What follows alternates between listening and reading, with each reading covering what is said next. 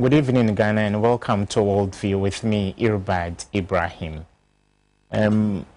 Today we are going to discuss a very important topic. Even though most African countries are drifting towards China, the United States remains this continent's largest economic and security partner. U.S. President Donald Trump in the past few days invited Nigeria's President Muhammadu Buhari to Washington, D.C. Today we assess President Trump's policy towards Africa, and I couldn't have had a better deal to help me with this discussion than with, to my immediate left, Mr. Kuku Jani, the founder and operator of a think tank on foreign affairs issues. Sir, pleasure. You're welcome. It's always exhilarating to have you. And he is ably assisted by McLean Bateninsa, who is a political analyst. McLean, yes. You're welcome. Thank you. You are not left out, a viewer. You can be a part of this discussion by sending your views via WhatsApp to 0243 158 653. 0243 158 653. I'll begin with you, Kuku. I know you are a strong Pan-Africanist. When Donald Trump was purported to have said in a private discussion that African countries are asshole countries, many Ghanaians were up in arms, and the rest of Africa as well. Do you see Donald Trump have any unique policy towards this continent? Thank you very much.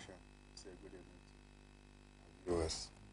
Regarding the comments that he made that was skewed into the system, you will notice that the Americans have a culture, a certain language that they speak. And if you were to watch an American film now, you find that there are a lot of swear words into it. Yeah. It's part of the way they speak sometimes, undiplomatic as it might be. But I took it as a comment that was not made public. It was done in private and somebody screwed it out. I lived in the UK for a long time. Most times when people are going to speak with you, educated or uneducated, have a certain swear words, lots of swear words in it. And I don't want to mention a few here. So the second question was that whether the policy of Africa... Yeah, whether he has any policy towards Africa. Well, you know, President Trump comes from a business background, and he has decided that he will use that as part of his presidential moves to make America great again. You therefore find that most times his attitude is to do with business and business and business. He has decided that a lot of multilateral arrangements, TPP, which is to do with Asian countries or 31 Asian countries, he is not interested in it, even though he has signaled that he might come back to it. The North American trade agreements, he is not interested in it. And other Doha agreements that he feels has not been a good deal for America.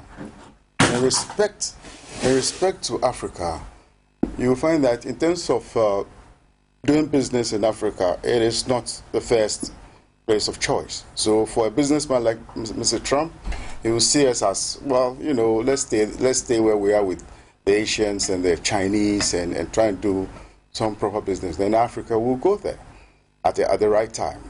Their policy in trade has become a bit of an issue with China. In Africa, I think in Ghana, we have the Millennium Compact Agreement, which is to do with the ECG, about $400 million, and some donor inputs. But generally speaking, they are not with us. You mentioned that Mr. Nigerian president went to America, and he's gone there on a holistic basis. He's gone there as Nigeria, and to negotiate with President Trump as to what sort of deals he can cut with him. And he has cut some deals with the Nigerian president. So you see that he's not interested in multilateral arrangements like TPP and WTO and all that. He's interested in seeing people on a one-to-one, and then you can cut a deal. I would therefore suggest that maybe our president and his economic advisors will find a way to also get to Mr. Trump, just as the Nigerian president has been, and try and cut a deal for Ghana. Do we have to reach out individually to the United States of America? Why should Trump be cherry-picking which African leader to deal with? Well, Nigeria is a huge country with huge numbers and huge resources, and they have money. I think they bought some fighters, airline fighters and stuff like that. Lots of money. They can afford it. I think Britain was trying to shovel a little bit. So the Americans have said, look, we'll sell it to you and help you with your green revolution and all that goes with it. So it's what you have that's going to put on the table, and what President Trump will say, well, I think we can do some things. So he's treating countries on an individual basis rather than dealing with the AU or dealing with the TPP or dealing with the North American Trade Agreement. He's not interested in things like that. And we need to understand that that is his style. And that is his style. What do we do about it, and how do we go about it? So we need sharp, fast-thinking negotiators to be with the team of President Akufo-Addo to deal with America. The Americans are very hard in negotiations. They are not soft like they are not soft. They are very hard negotiators, and the British are a bit, cunning and clever in how they do their things. So every culture and its style will have to adapt styles to meet the Americans' demands. Okay, McLean. Yes. People have admitted that we are drifting towards China more than we are doing towards the United States as a continent. Even the AU headquarters in Addis has just been gifted to us by China. Do you see the US and China compete in terms of the quantum of trade they would want to have with this continent? Okay, thank you very much, and let me say good evening to our cherished viewers.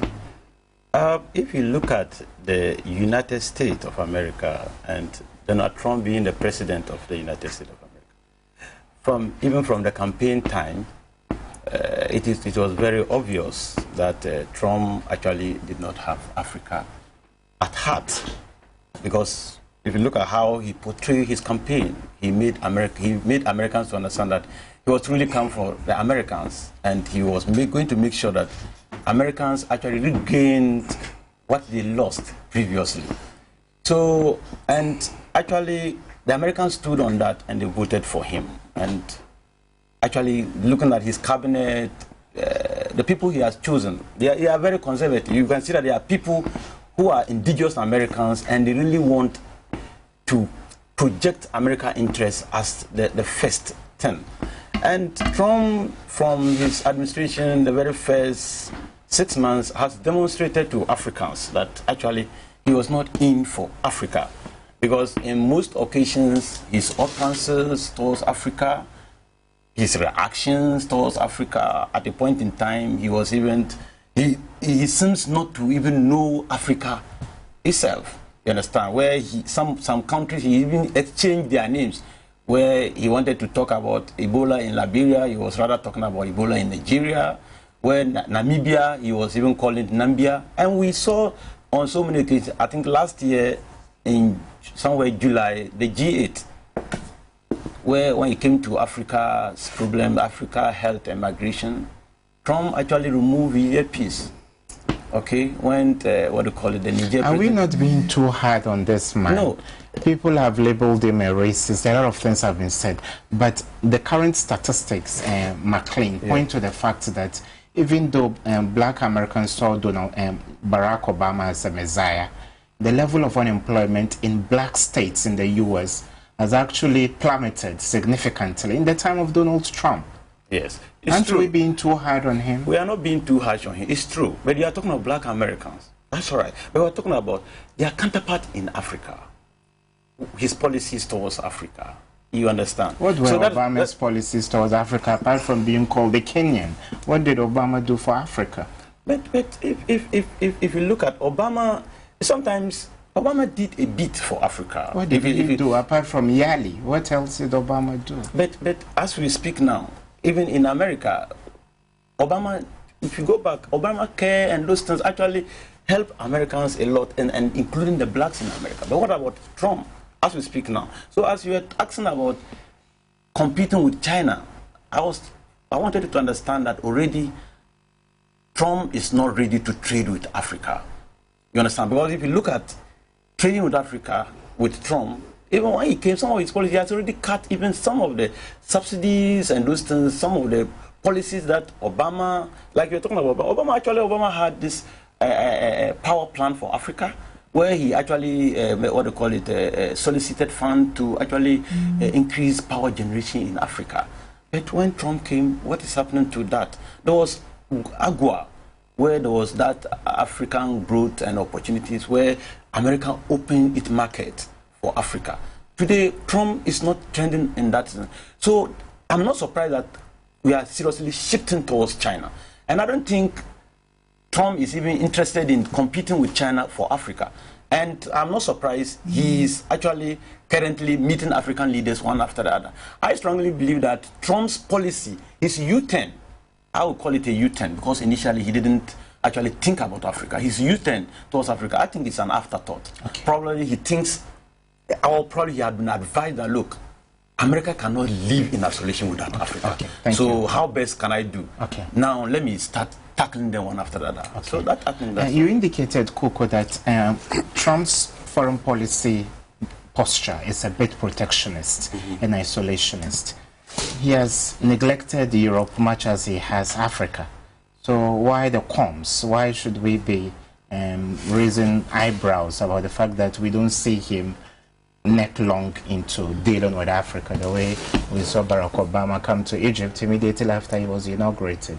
Yeah, I think, like I said before, President Obama tried to work within the structures, so to speak. President Trump has decided to be a bit unorthodox in the style. And you know, diplomacy has never been his catchphrase. He likes to be hard. He likes to go in and see what's changed the system. Look at his populist way of getting power. The same thing he's going to do and see whether the world is going to change. In which way, we just don't know. But he has issues with the EU, he has issues with DPP, he has issues, and that's the kind of man that we have. We just have to find a way to deal with him. We have to find a clever way of how to manage him and make sure we get into his bosom.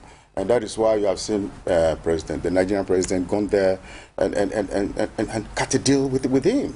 What do we do with him? I think we will have to try and find ways around. I always say that we have people in the diaspora. Look, the budgets for Africa will be decided somewhere in Congress.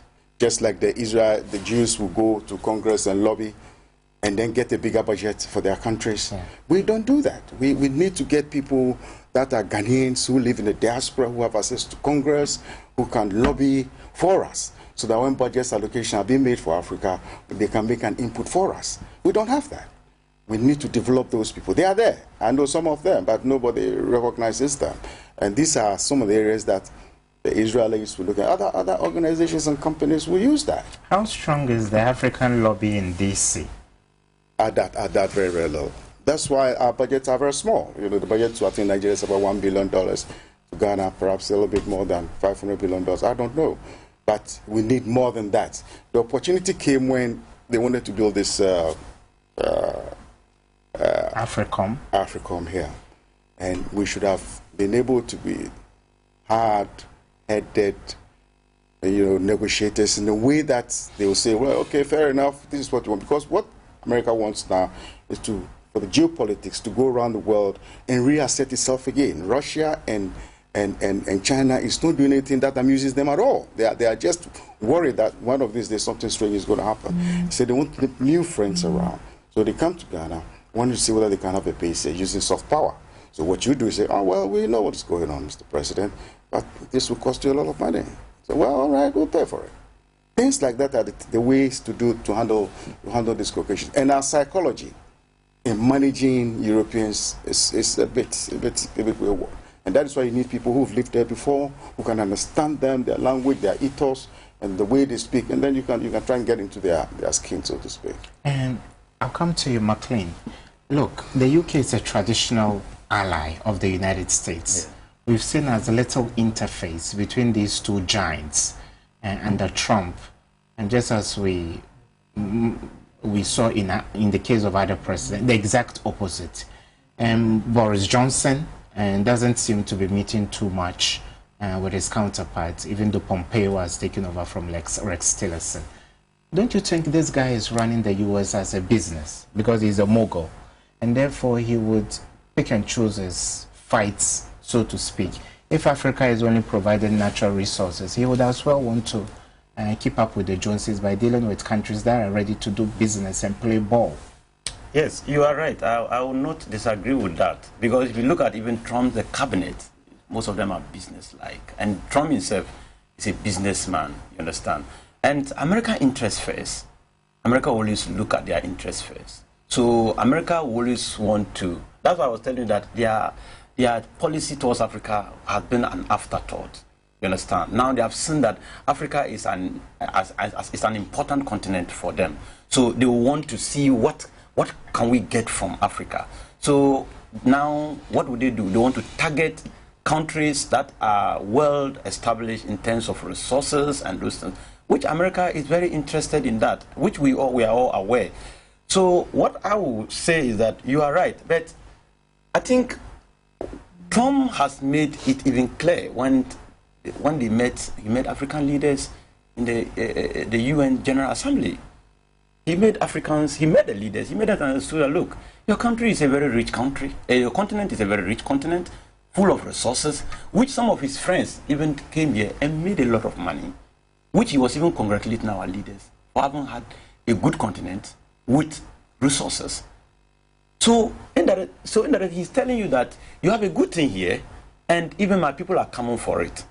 So, and I ask myself, if our leaders have such resources here, and we cannot see, and other people come from somewhere to come and exploit, and we finally go back to Trump to beg for money, then what are we doing? So indirectly, Trump is telling us to think, because actually we have resources here. He's telling us that whatever we come to America to ask for, we have them here. We can make our life better in Africa. So I think Trump probably might have seen that we have the resources, we cannot make use of it, and then if they find a way to enter, they can make use. And we saw it during the colonial rule. The United Kingdom you've mentioned, they have been our colonial masters. And when colonialism came to Africa, what did they actually come to do? They actually came to exploit us. The same resources that we are talking about today, they came to exploit it. And then after even colonialism, they still not leave us alone. They still find ways in getting closer to Africa to make sure that the little that is left, they deplete it. So I am not surprised that Trump is very selective, because that will actually serve the American interest, which he is the president. Okay, Kuku, our president, His Excellency Nana Addo Dankwa Akufo-Addo, a very shrewd diplomat, having occupied the position of Foreign Affairs Minister for so long. He has been bandying around the idea that Ghana and the rest of Africa should not be piggybacked by the US and other countries with this mantra of Africa beyond aid. How do we benefit from such a cliche, considering the fact that a very traditional ally and a strong pillar of support economically seems to be looking the other way? Well, Africa beyond aid is a huge mantra, and it means, therefore, that the president's communicators will have to understand what it means exactly, and the methodologies that will have to be used to achieve those goals. And it's just trying to set up a format, a structure that is just like a European structure. And you need clever policymakers, you need banking institution, the federal bank should be very solid, and all sorts of sectors that are well, in cohesion with Europe and America. If we send our delegates to Europe and they are not able to speak to the expectation of their counterparts, they worry a lot. What exactly do they want and what are they saying? That is why the Chinese sent a lot of their educated people to America to go and study, then bring them back to deal with the Americans. See what China has got to? It's a certain cleverness. We don't need money in Ghana. We don't need money to be brought from Europe and America to make us better. We need clever people to strategize and make inroads that allows his opposite number to say, look, okay, well, I think we can do some business here. Kuku, something as basic as oil exploration, you don't have the acumen to do. ENI from Italy has to come and explore and tell you have oil in here. Oil rigs you can't build. What should be the long-term, maybe half-a-century plan that these exchange programs that last for anything between a week and a month, why don't we throw in the best brains stay in the US for 15 years. When you come back, then we'll be on our feet to be able to refine our natural resources and sell them at competitive prices on the international market. Exactly the case. And you know, Wall Street is with Chase Manhattan Bank, Fargo Wells, Citibank. All these banks are huge institutions that have huge wealth. You therefore have to ask yourself, who are the sort of consultants that have relationships with them, that we can deal with KPMG? Is it PricewaterhouseCoopers? How do we deal with these people? So that when you talk about wealth and needing huge sums of money and a certain capacity to do what they like you have in Singapore and Indonesia and in Malaysia, they've done the same thing. Why do we do something very different? And you know, it is our politics. Because when you bring people in who are clever enough to do things, people say, no, that's not the way we do it. What do you mean that's not the way we do it? There are better ways and standards setting that is accepted globally, and we must adapt to those standards. I will advise the president, if somebody can do the job, get him out and get somebody in. That is the only way the system is going to change. Honorable, you know, the Foreign Affairs Minister, a very fine woman with fine brains. In terms of our negotiations with the Americans, I've not seen any groundbreaking announcements by the Foreign Affairs Ministry. Do you think you are talking about getting rid of incompetent hands and bringing in people that can do the job? How do you assess her performance in terms of lobbying and cutting deals and putting Ghana on a pedestal to be able to reap the benefit of the slightest level of bilateral interaction with the Americans? Well, you know, when you have a minister... She's called Honorable Ayoko Bote. Yes, I know her very well. She's an excellent lady. But you see, when you are a minister, your job is cut across politics, running around, meetings. You need a think tank behind your office that to specialize on a specific area of worry for you and will advise prudently. And that is what you take with you when you go into meetings. Because they will have done research, they will have collected enough data, and they've made some ground homeworks for you, and you will go and sit there as the minister. But there are the people, the economic advisors or foreign affairs advisors are acting with a lot of information and prudence. That's what we need to have. And I don't think we use a lot of consultants here. I'm talking about international consultants when it applies to international work. And if you do that, you find things will change. Policy. If you have a bad policy, the country will wreck. You will wreck the country with a bad policy. And some policies are made with a corrupt intention. So it's incoherent anyway. So let's give Ministry of Health $40 million this year's budget estimates. If the policy is incoherent, about 3/4 of the money goes to waste. And that is why our policymakers who are in the ministry will all have to be retrained. You have to retrain all of them. And if you can do that, you'll find that wastage will be less and performance will be higher. And McLean, let's have a further dose of discussing the economy, then we go into peace and security. This guy, Donald Trump, wants to account for every cent the U.S. gives away. Every single dollar has to be worth his while. How do we position ourselves as a continent so that we would have a strong bargaining chip to prod him, so to speak, to want to do more business with Africa? Yes, and that should be the objective of every government. And you make sure that there should be value for money. So what, as the people of Africa or as the people of Ghana, what we should be doing typically is to reposition ourselves very well. You know, we have, in terms of resources, we have, but in terms of technical know-how, we don't have.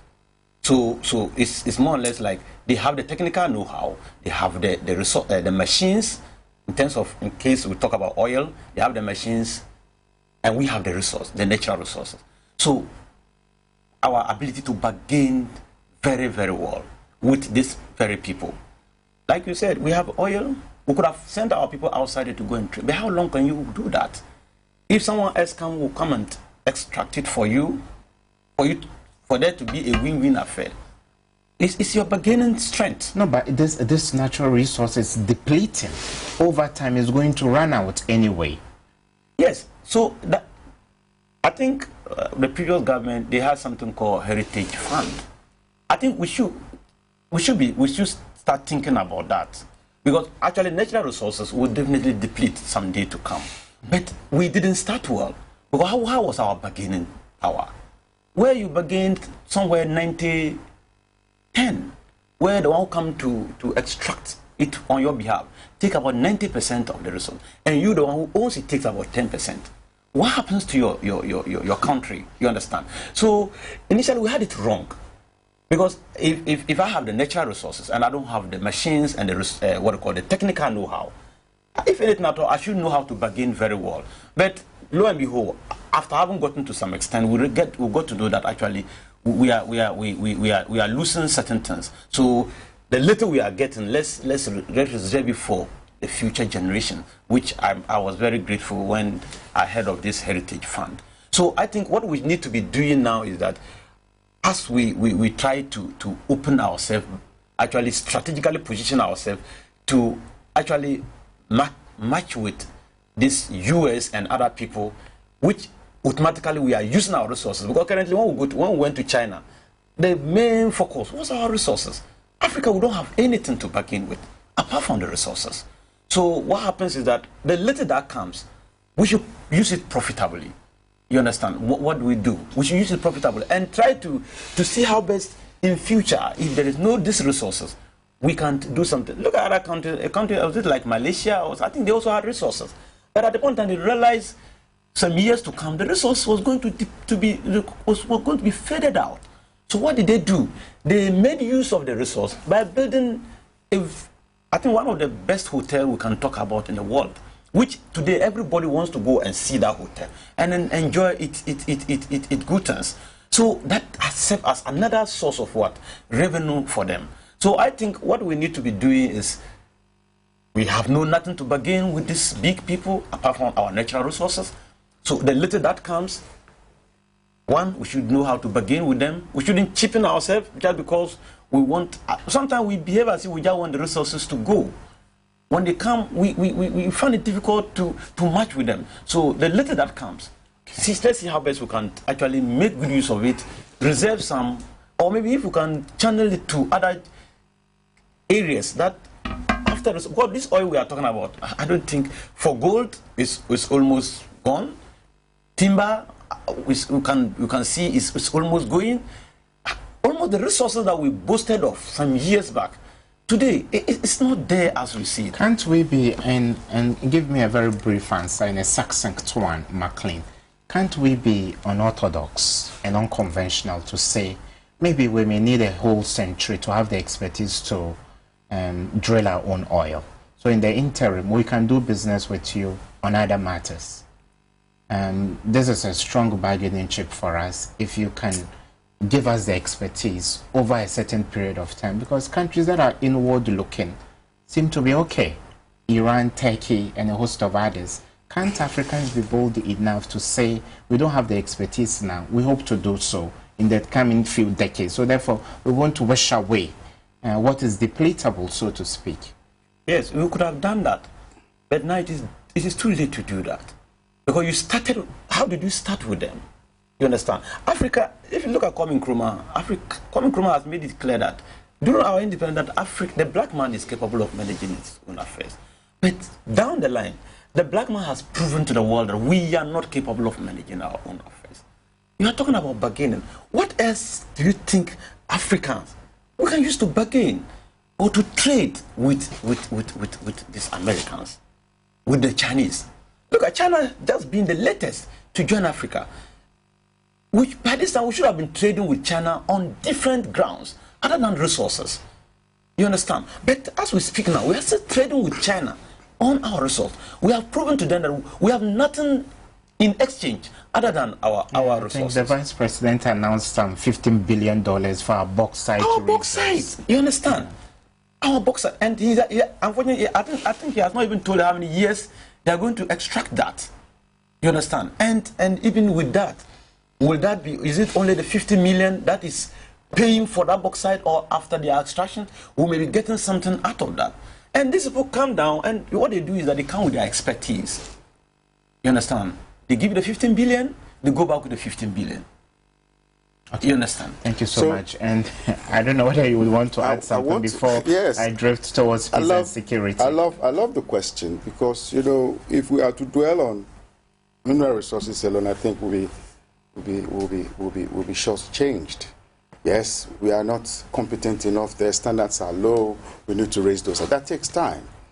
But when you have something on your plate, you know, an example is India. India exports a lot of ICT personnel to US and the UK because they need them. The question you ask yourself, what does the UK need, and what does the US need, and what does the Canada need that we have? Nurses. Loads of nurses. They need about 4.3 million nurses across the world. So the minister would therefore say, well, we have enough nurses around. We need to start negotiating as to whether we can do commercial nursing. Because you have a lot of young people, and nurses are attracted. I was a nurse in the UK for 27 years. And I know what they like about us, and I know how competent Ghanaians can be. So you employ them, they send remittances home. I think last year, remittance from the UK or Europe and America was about $5 billion. So instead of waiting to dig the oil, which is becoming problematic, you have other avenues that you can export. You are not going to create jobs in Ghana alone for the teeming youth around. It is almost impossible. So look at other areas like the nursing area, the medical area, doctors, nurses, and you are laughing all the way to the bank. And you find that it's a win-win situation. Some people have left, they brought in money for you, and it's fine. And I think you need to, I don't know who is supposed to be doing that, but I think essentially Ministry of Health will have to be... I'll ask this final question on the economy. Our economic relationship with the US, do you think is parasitic or symbiotic? I think we trade even more with the UK than America. Our trade volumes is more with the United Kingdom. America is very far. If you have to look at a container load of goods to America, you'll be counting a lot of costs. But we import everything from cars to shoes from the US. Well, I think Europe, and now from China. China, the cost is very low. And that is why they've become one of the big, in fact, if not the biggest country, superpower, now the second. So we are talking about cost and all that goes with it. Okay. And the Road and Bells initiative that they've initiated with the $1 trillion project, we can cop onto it. They don't need to interfere with our democracy or whatever we do. They don't ask questions like the World Bank and the IMF will ask. You need money? Let's do business. And we get on with it. I wanted to start peace and security with you, but I'll go to McLean. Trump is a bit lucky. He became president at a time there are fewer civil wars on the continent, apart from DR Congo and Boko Haram, which is receding in Nigeria, and of course the Sahel, where MINUSMA is serving. Most of Africa is pretty much peaceful now. The US does not have any physical military presence in Africa, so to speak, apart from in Djibouti. AFRICOM is stationed in Germany. So, don't you think mainstream international media is being a bit unfair to Trump? They are dwelling too much on the negatives rather than the positive things that have been bequeathed to him, and the fact that he may end up becoming one of the best presidents the United States has ever had. Yeah, you are right. From, as we speak now, he still have Americans who are pleased with him. You understand? Despite some of the things we hear. What is Trump doing? All that he does is to the Americans, to the benefit of the Americans. You understand? So I will not condemn Trump completely, because some of the things he does is for the benefit of America. And he actually made Americans understand that he came because of them. And they voted for him massively. You understand? So I don't think we can completely condemn him. He's a human being. Definitely there will be some aspect of him that is good, and some aspect of him that is not good. And if you look at his policy towards Africa in terms of peace and security, yes, he has, and he has really shown to Africans that he's interested in African peace and security than even our economy, which is very obvious. Because why do I say it's very obvious? He has demonstrated to us in terms of negotiating with some African leaders concerning our peace and security. And he has shown that he actually interested in our peace and security, other than because if you look at coming to Africa, especially in Ghana, for instance, we are even talking about where U.S. is trying to build a what do you call it, a U.S. Some say is a tree camp, some are saying is a base, some are saying is something. That tells you that, and our president even made it clear that some U.S. is doing that because they believe that Africa is prone to this conflict, and through this, if there is maybe some conflict somewhere within Africa, we can easily see how best we can. So if you look at U.S. policy in terms of peace and security towards Africa, which his predecessors have already started, because we're told that this peace agreement between U.S. and this, it did not really start with the MPP. It started from even Rawlings' time, which Trump has really come to continue. So that tells you that actually it is something that they are looking towards Africa, that they have gotten that perception that Africa there's no peace, and then what they need to do is to get closer to Africa and see how best they can keep peace in Africa. In an international speech, His Excellency President Nana Addo Dankwa Akufo-Addo offered Ghana's support for the United States in terms of fighting against terrorism. Do we have the muscle and wherewithal to say we want to lend a helping hand to the U.S. in terms of its security needs on the continent? Yes, if you can improve the poverty stakes, you might probably find that a few people might jump out of terrorist movements and stuff like that. But the foreign policy for America has changed from running after the jihadist groups and terrorist groups into looking at what Russia, the threats from Russia and China. So you find China rules around the eastern part of Europe, and that's all the skirmishes there. And America watches and is not sure how to manage that. And then you find China into Asia, and they are moving there. And the real threat is from China now. They are economically very well and militarily very well. Russia too is as such. In Africa, I mean, when you go to the Pentagon or ask, you are able to get information from the Pentagon, you might probably find that, yes, Africa is there, but they are not a threat, because the evaluation of world security is an ongoing process with information coming from all parts of the world. And to target Russia and China and not Africa, you know, if the Americans decide to fight, and they will win the war, because they have nuclear, they have chemical, they have fighter jets, they have submarines, they have foot soldiers, boot soldiers to get to the ground and fight. So they have enough capacity. They spent $1 trillion on the military this year. So they'll be ready for war. What nobody wants is a war. Nobody wants a war. But I suspect that with the skirmishes going on around the world, and Russia trying to show that, look, we are also powerful, we can do something these days, and China says, look, we are a superpower, and we can also flex our muscles. Just by mistake. Look at how North Korea threatened the daylights of America, and look at where we've got to now. So, you know, we live in a very risky world these days, and we need to be very careful, and cool heads will have to prevail. In discussing Africa's interaction with the rest of the world, of course, the teeming youth that try to cross the Mediterranean would want to do a stopgap, you know, arrival in Europe before they can plan to go to the Western Hemisphere. America seems to value African lives. Are they doing enough to make Africa attractive in concert with our various governments, so young people that die on the high seas may not have the appetite to want to engage on that perilous voyage?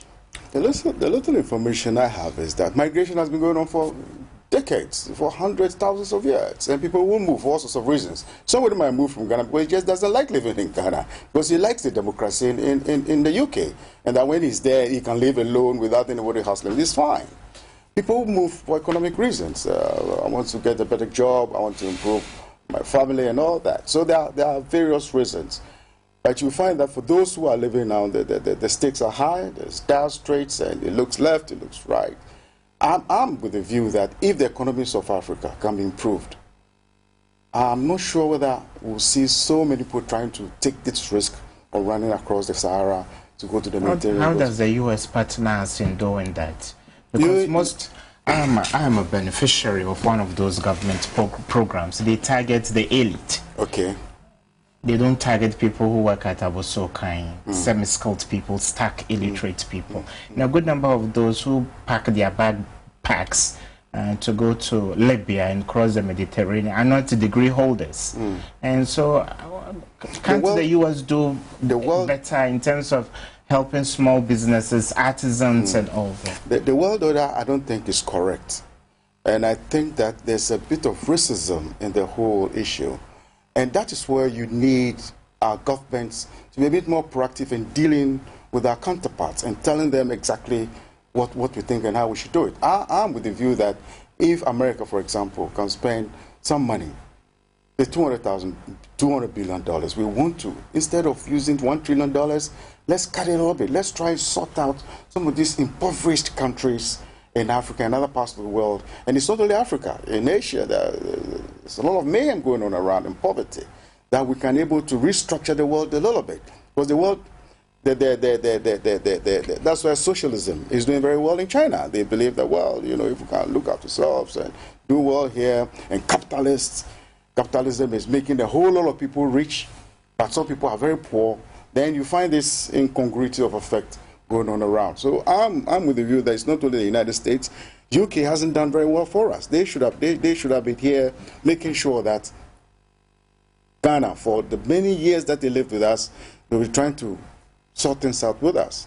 And in doing that, the partnership becomes a win-win-win situation. Okay. You do not want to go to a country where you feel, well, like you say, well, they were slave there. That language must be gone. We need to be on a new page and to live as human beings and sharing what humanity has given to all of, or God has given to all of us. Okay, you may join the discussion by sending your WhatsApp messages to our WhatsApp line. It is displayed on your screen. It's 0243 158 653. We have a few messages. This one is coming from Evans in Kumasi. He says, I love the program. It's very educative. And this is from Yuri Inyamfo from the University of Ghana. He says, I really like the program. You are all doing a great job. Please let me quickly add this. To extract natural resources and process them for sale on the international market is not an easy thing. You cannot wake up one day and do it, especially in a country like Ghana. The reason is we don't have enough tech guys around. How many Ghanaians are abreast of ICT? I think before we look at natural resource extraction, we should first build our ICT or train more tech guys. Other than that, we will keep on relying on the West for everything. Rather than IT savvy people, don't we need to invest in industry so that we can match up? Do you need ICT to extract natural resources and refine them? Maybe to some extent, because we are in the technological world. Okay, there's another message, please. Okay. My director says I should. It's quite a mouthful. Good evening, Irbard. You have rightly hit a very significant point, which is of interest to me, which is the technical know-how to harness our natural resources. So is it the Westerners that are subtly hiding the know-how or skill from Africa, or it is us who simply are bereft of the knowledge that we need to get this technical know-how in automobile, mining, petroleum exploration, aircraft, road interchange, among others? We have to think and get up our loins so that 50 years or also down the line, we can have all this expertise on our continent. So we may not have to have agreement upon agreement to always strike a good deal. If this is our lot, then we'll continue to hew wood. Yes, and I agree with him. And I also agree with the other person. Like we were talking about, ICT is very important because we are now in the technological world and almost everything is being computerized. But he was talking about technical, getting people with technical. Look, we have gotten, Kwame Nkrumah University of Science and Technology has been in existence. Close over, I think. Yeah, I think the chaps, the young people, the young ladies and gentlemen in KNUST are doing well. Yeah. They said we shot something into space recently. Yes, I agree. Isn't it true? It's a good thing. But come down to your building industry. Because we are talking about making Africa a good place where we will not see much of our people migrating from Africa to Europe, where some of them even don't pass through the normal means, has to pass through this risky way, and some die on the way. You understand? We need to train people. I agree. Education is one of the best ways we can do that. And Kwame Nkrumah actually built a university for that. But all this while, what has tech been doing? But you have said, what you have just told, I think is quite recent. Which of the spaces? Is it the NASA space the young people shot something into? I really didn't get the drift. Yeah. I myself am yet to actually get the, what do you call it, the whole this of it. But I think in all, we will congratulate them for a good work that I think is a good starting point. But what I think now we should be doing is that for some time now we have been producing these graduates. Some are into engineering, some are into this, some are into this, like the man was talking about aircraft and those things. I think what we need to do is that our syllabus need to be a bit restructured, of course. Because if we want to structure our syllabus and we don't add these industries, I think there should be a partnership within the industries and then our syllabus structure. Because in most occasions we're producing the graduates, they come with those so-called technical know-how, they go to the industry and the industry says, look, this is another kind of graduate you are producing for us. You understand? So there seems not to be some kind of correlation, or let me say some kind of agreement between the institutions and the industries.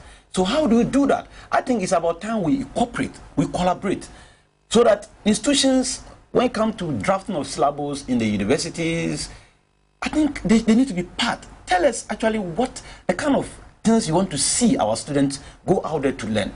A friend of mine was talking about, sometimes a graduate will come out from the university, fresh from the university, and you'll be surprised that in a board meeting, you ask such a graduate to put down minutes. And the graduate cannot do it. You understand? Which is normal, because as a young graduate, you join board members and those things. These are some of the things they will begin to test you. Oh, we are going to have a board meeting, but we expect you to take minutes. And you see your own graduates sitting down, they don't know how to take minutes. Okay. So when you go out and you don't, even that alone will tell the industry that you are not even fit for them. So I think there should be that kind of collaboration. You go to advanced country, some industries actually have stakes in certain state institutions. Okay. Where immediately after even their completion, those industries even absorb them, because they know they have the curriculum with them. They are part of them to draft their curriculum. So they know what they are made up of. So they know when they absorb them into the industry, they can really come and perform as expected. Coco, captains of industry have always whinged, complaining that the quality of training that is given technical students before they come out as graduates does not meet international standards. And of course, when the Wright brothers were trying their hands on an aircraft, of course, the ships that came from the United Kingdom set sail to the US, but they tried a couple of times. Can't we add Apostle and Safo Kantanka to the board of directors, so to speak, or council of KNUST? The man is making cars. Yes. The man is making cars. So if people are saying we should build warships and aircraft, at least there is a starting point. But elitist people are asking him to bring the scientific formulae. And the proof of the pudding is in the eating. Are we being fair to people we think are not educated in terms of formal education when they have the expertise to save us from this challenge we have? Our policy is just distorted. The policy is just distorted. So our focus changes from one issue to the other issue to the other issue. You really want to find out what works, what will work, and how will it work. There's a story that I read about a town in China called Shenzhen, northeastern part of China, called Shenzhen. And within 20-25 years, it has become a huge city with a lot of very wealthy people in it. And what they used was the incubator system of having, say, a 5-mile square of cheap electricity, incubators built, using 3D printing machines to do all these things that you see around here. Half of it is done in China with 3D printing machines, very cheap. So the environment where the whole project is placed is near the port, and rapidly with AI, what we call is quickly shipped out. It tells you that there's a certain thinking And that thinking, if we don't apply it, and we're going to use the word factory itself is colloquial. The word factory is colloquial. And you're building one factory per district now. Well, the terminology is for them, but it's a colloquial word. We are now living in a world where it's digital. You have to base your incubators near the port. The cost of your containers are reasonable to other areas that you export from here to London, to take perhaps 2, 3, 4 days, 5 days. It costs so much. You can come back within a few days and do the same. And if we can't apply these sort of, I mean, somebody wants to ship a yam of container to London. He does the first shipment, and the man says to him, look, every week I want 1 container. He says, I'll bring it. He sends 1 week. The next 3 months, no yam. The man he says, no, I can't do business with you. These are the issues that we need to be talking about and smarting ourselves way in doing smart business. And therefore, if you don't know how to do it, you go somewhere and find out where it is being done and copy same. It doesn't spoil nothing. China is doing fantastic. Only 30 years ago, China was a little village. Yes. How can we build on what Kantanka is doing? I hear government has patronized a few of the vehicles. So you can go to a car company, say in China. Can government help him to open a mechanical university? He will need an input. You see, the way Europeans and people who have done it well, they do it very smartly. And so you need a sort of training, a certain facility, logistics. And how do you sell your car when you finish it? Is it going to be sold in Ghana? The whole data will have to be developed.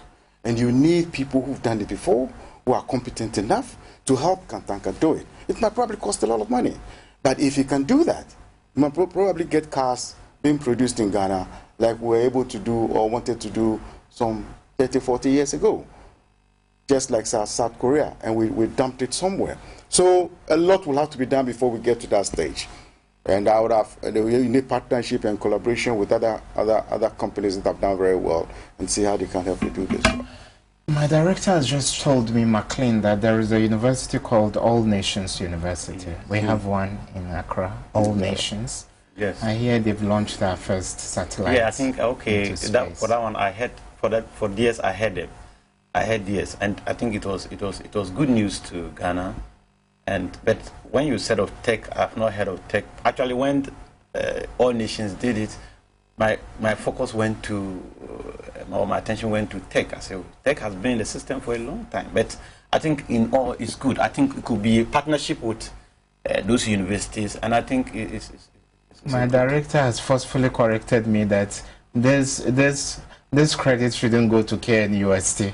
It should go to All Nations University. Yeah. It is in Cove Town, yes. I think I read it in papers. I heard it. That's impressive. So that's what I was saying. That when I heard it, my attention seriously went to tech. I said, oh, the tech has been in the system for a long time. But let's not actually blame the private. Have you had time to check out what we do in our chemistry labs? For God's sake, people are pipetting and titrating in this era. People are long past that. So for this young men at Cove Town, the government would decide, okay, we'll find a way to send them to Silicon Valley. Let them go there and improve whatever they have. When you go to Silicon Valley, you have 13-year-olds developing apps. And you sit in Ghana waiting for what? When you identify, God in his wisdom cited clever people in all parts of the world. We therefore have to create an environment where you can bring out these people. Like you found in Cove Town, the moment you capture them, because you will not go around the whole of Ghana seeing things like that. When it happens once, quickly you pick it, and you say, look, to improve this, we want to send them to Silicon Valley, pay for it, and try and infuse them in. Send them to MMIT in Massachusetts, in the US, develop tech, and come back. No, but the best brains in Ghana go to Cambridge and Oxford. And Get Fund keeps pumping a lot of money. Nobody is doing anything technical. Were they in academia? Were they doing law, or you have to know what subjects were they doing? You know, you have to have specific people for specific areas. If lawyers are going to develop our laws, so let it be.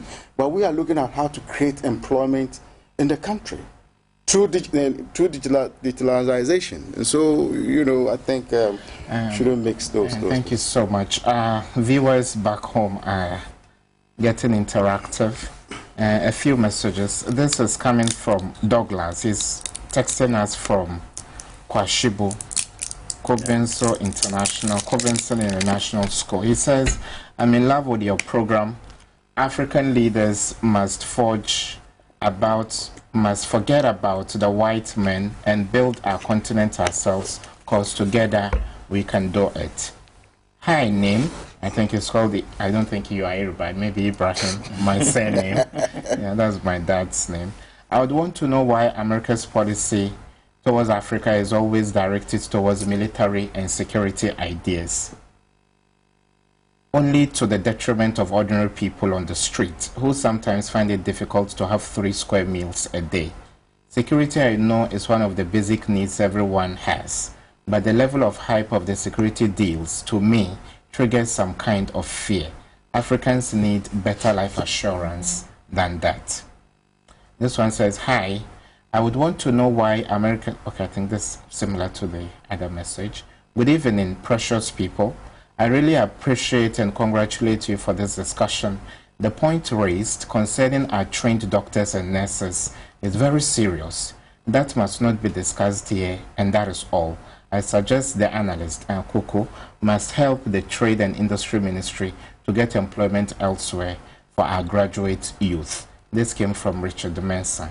Good evening, gentlemen. I think it's time for Africans, science and technical students to practicalize what they read. This came from Ladan, Medina.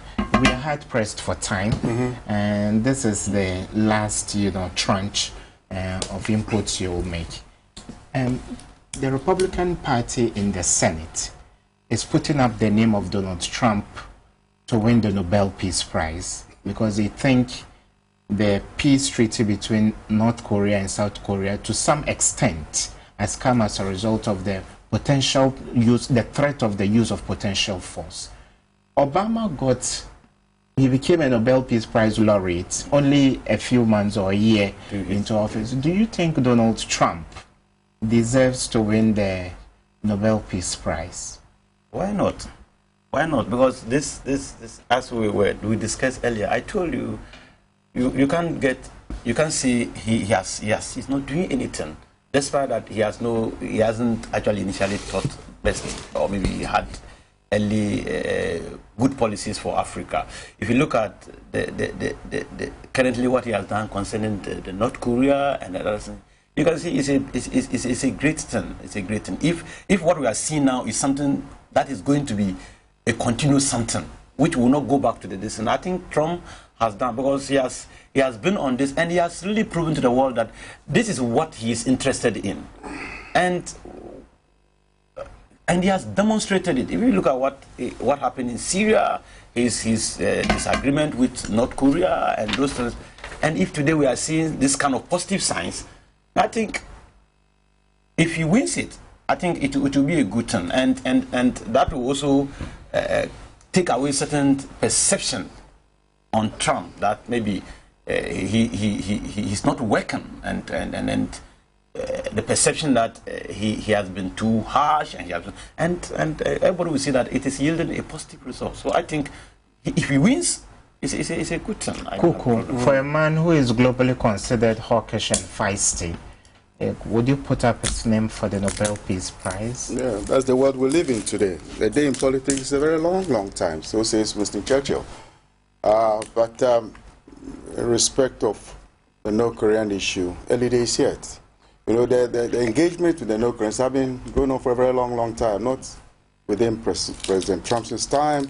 It's going on with Obama, it's going on with Clinton. But Obama also inherited long-standing negotiations to warrant his winning. But the North Koreans never applied the rules of the game, so to speak. They are always able to find a way out of it.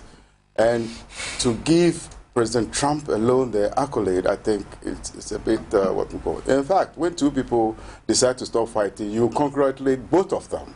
So what do you do with the North Korean Prime Minister for all that he's doing? And that will encourage him to do the right things all the time. So it's not only President Trump who started, somebody else has been able to put down his cutlass, so to speak. This attitude is fine, but you know, after the World War, the rules of engagement of how the world has been managed is not the way President Trump is doing it. If you look at trade and the way he decides not to deal with anybody, what in fact you're doing is that you're going to create a tit for tat, what we call a situation in China, will start to do us no good. So President Trump, and I know it's a bit incongruous, he says something and then returns back and says, well, you know, I think we can go back and do that. So in that, we'll wait to see. He might probably have said things that in a year's time, he might decide, well, I think I've changed my mind. And what is wrong in the man changing his mind? Okay. Thank you so much, Kuku Jani. And I wanted to say congratulations to my boys who played amputee football today. Thanks to the board. And Mr. Niemensan, thank you very much for all that you've done. And the media and all the boys who came to Wembley at Kotobabi today to see us inaugurate this awesome football, amputee football. But we'll be playing the league almost every week at Kotobabi. So anybody wants to come over, come and watch it. It's going to be awesome. And I believe this is in furtherance of the idea that disability is not inability. Absolutely. Yes. Thank you so much. Let's all join you. Congratulate them. Kuku Zani is a foreign affairs analyst and also a founder of a think tank in that regard. And we also had in the studio McLean Batin, a political analyst. This show was ably put together by my producer, Celestine Avi, with assistance from the technical crew. So we come your way next week with another edition of Worldview. Stay blessed and have a good night. Thank you.